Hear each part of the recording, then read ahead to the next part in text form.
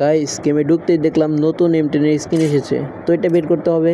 তো আমরা Ninja technique use করব, মেয়ে ক্যারেক্টার নিব, তারপর হচ্ছে একটি পেট নিব, যে পেটের কারণে হচ্ছে সব কিছু তাড়াতাড়ি দেয়, তোমরা তো জানোই ভালোভাবে।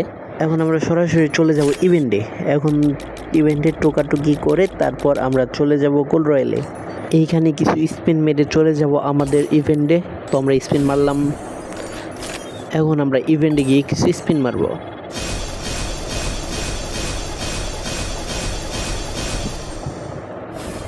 আরে 14টা টোকেন।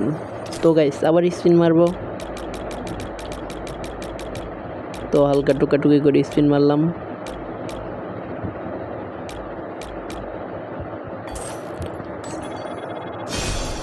ও M10 পেয়ে গেছি, কুত্তার M10।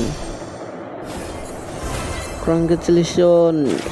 কি পাইলাম রে ভাই, এটা স্ক্রিনশট না দিলে কি চলে বলো?